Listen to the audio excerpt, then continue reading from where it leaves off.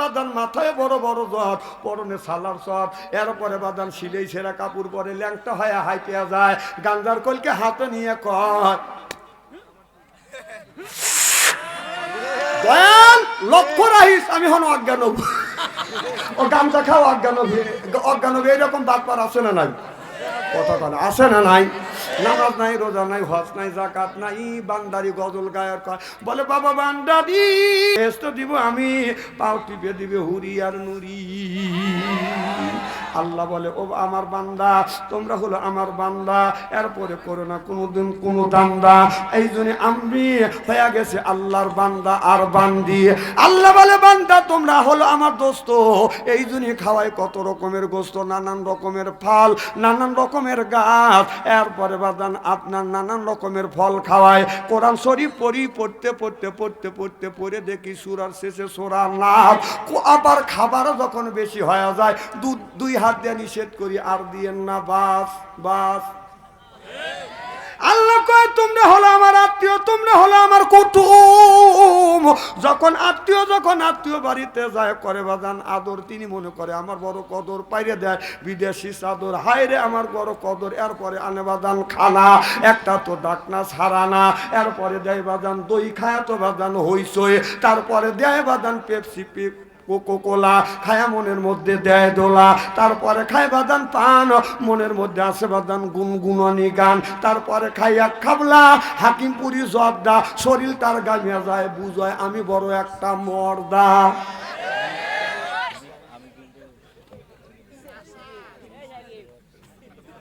আপনারা আসান তো ইনশাল্লাহ? মারহাবা কোন নারে তাকবীর।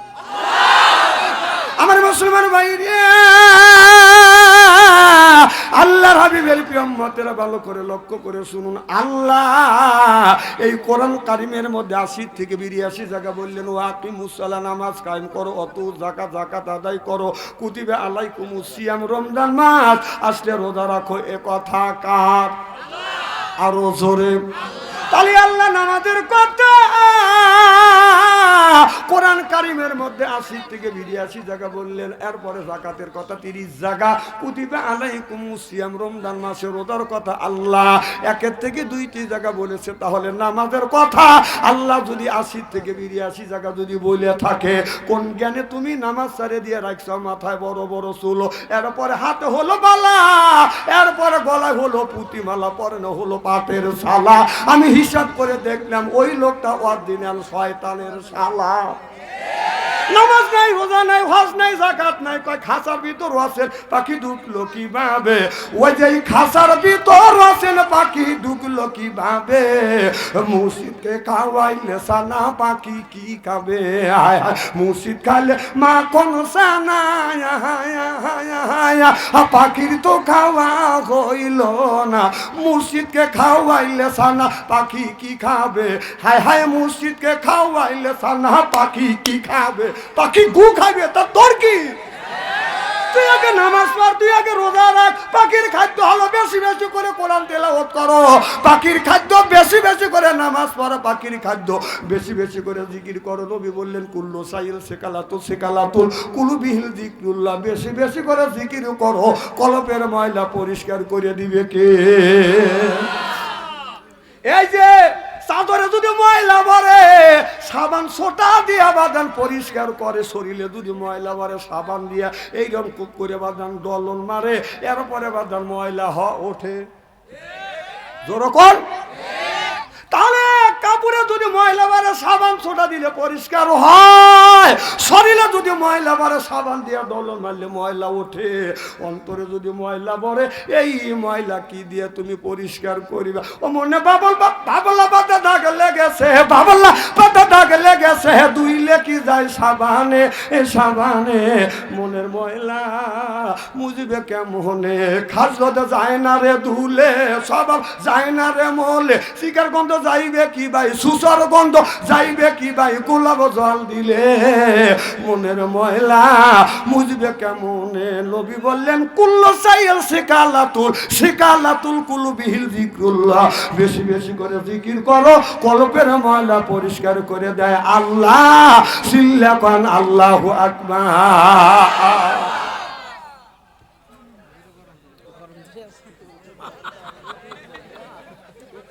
এলে নাকি আচ্ছা খুব কি খারাপ লাগতেছে এই যে দাঁড়িয়ে ভাই কাজটা ভালো করতেছ না না বক্তা তখন নাই বক্তা যখন স্টেজে ওঠে একটা শ্রোতা উঠলে মনে হয় আসমান থেকে আকাশ থেকে আসমান ভাঙিয়ে মাথায় পড়ে জানে ফস করে তো উঠে যান মোতা আসলে এই জায়গায় উঠবে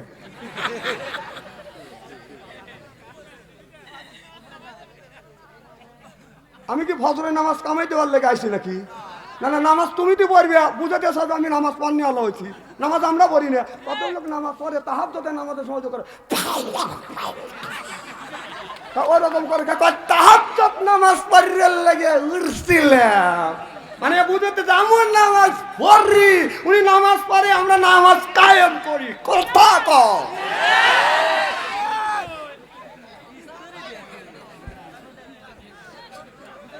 না না আপনার নামাজ কাজা হলে কামাই গেলে আপনি লয় করে উঠে চলে যান যান না না আপনি এমন সময় যাবেন আরো 20-25 জনে ক্লিয়ার দেবেন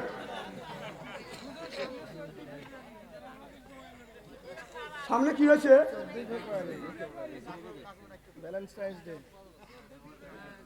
14 ফেব্রুয়ারি তোরা লেহেক গাজা আমি তোকে চিনি না তোরা কি করবি না করবি আমি বুঝি না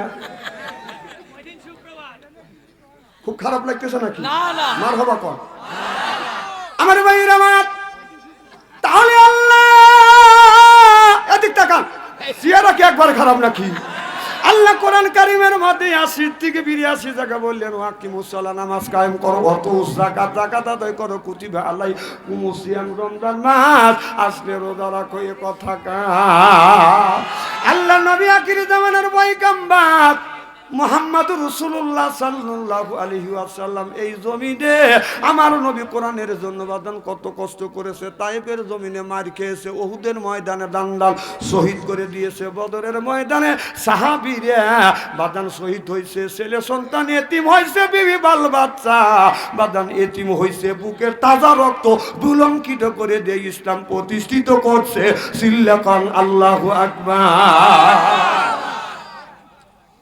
আমার ভাইরা আমার ভালো করে লক্ষ্য করে শুনুন তাহলে আল্লাহ নামাজের কথা 80 থেকে 82 জায়গা বললেন নামাজ পড়বেন রোজা রাখবেন দাড়ি থাকলে দাড়িটা সুন্দর করে রাখবেন মোস্তা থাকলে মোস্তা বদন সুন্দর করে রাখবেন আমাদের দেশে আছে বাদাম দাড়ি কোনোদিন কাটেন ছাটে না মোষের কাছে যায় না বকুল তালা যায় না নিচে নামার কায়দা নাই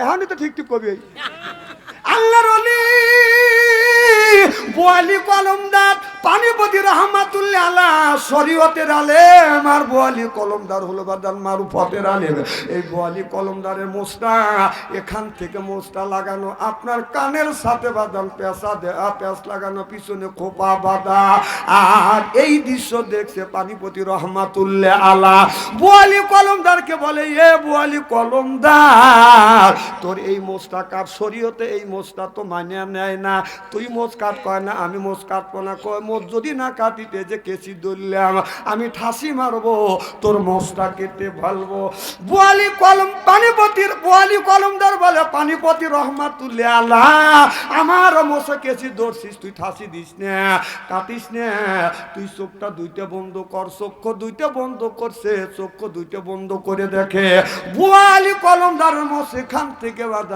থেকে বাদান লাগানো কানের সাথে পেঁচ দেওয়া পিছনে খোপা বাঁধা শুধু তাই নয় আল্লাহর আরশে পায়ার সাথে বাদান বান্দা আছে পানিপতি রহমাতুল্লাহ আলাইহি ওই জায়গা যা বাদান কেসি ধরছি সুবহানাল্লাহ একটু জোরে কর তাহলে আপনার শরীয়তের আলেম বোয়ালি কলমদার বাদান কম না আপনার মারফতের আলেম বোয়ালি কলমদার কম না আর পানিপতি রহমাতুল্লাহ আলাইহি শরীয়তের আলেম ও বাদান কম না উনা যায় বাদান ওই জায়গায় কেসি ধরছে কয় আমার শরীয়ত রক্ষাছে আমি কেসি দিয়ে আপনার মোচটা কেটে ফেলবো কয় মোচ কাটিস না কাটলে কিন্তু অসুবিধা হবে উনি মানে নাই খ্যাস করে ঠাসি মারছে গলা দিয়ে রক্ত উঠছে ডেকে ডেকে বলে ও বোয়ালি কলমদার আমি তো বুঝতে পারি নাই তুমি আমারে মাফ করে দাও বলে আমি তোমারে মাফ করে দিলাম তুমি শরীয়তের আলেম খালি শরীয়তের দিকে তাকায়ও না মারুফতের দিকে তুমি তাকায়ও শরীয়ত হকিকত তরিকত মাফ করে চারটা তরিকা আল্লাহ দিয়েছে। চিল্লা চিল্লা কান আল্লাহু আকবার। তার মানে কিন্তু এই না মারুফত মানে নামাজ ছাড়ে দেয় না। আমাদের দেশের অনেক মানুষ আছে বাদান মাথায় বড় বড় জট, পরনে সালার চট, এরপরে বাদান সিলেই ছেঁড়া কাপড় পরে ল্যাংটা হয়ে হাইতে যায়, গাঞ্জার কলকে হাতে নিয়ে কয় দয়াল লক্ষ্য রাখিস আমি হন অজ্ঞান ও গাঞ্জা খাও অজ্ঞান এইরকম বাদপার আছে না নাই? কথা বলে আছে না নাই? নামাজ নাই, রোজা নাই, হজ নাই, জাকাত নাই, বান্দারি গজল গায়ক বলে বাবা বান্দারি এদের আলিফ লাম মিম তিন হরফে 30 পারা কোরআন তার ভিতরে বান্দারি কয় বাড়ি গাড়ি পাবি।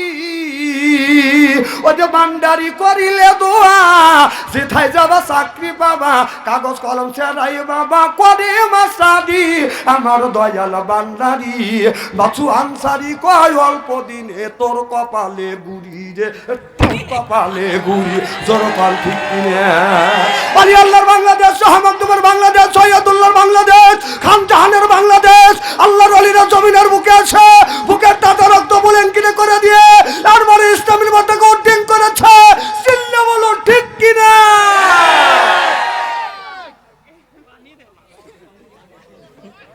চলবে তো? এইভাবে যদি কোনটা খানি আলোচনা করি শোনার জন্য রাজি আছেন? হাত তুলে দেখান তো দেখি রাগ করবেন কারা কারা?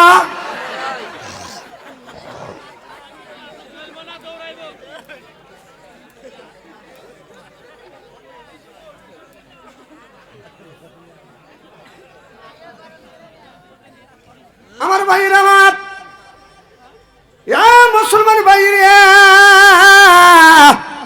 আল্লাহর হাবিবের বিয়াম্মাতেরা ভালো করে লক্ষ্য করে শুনুন।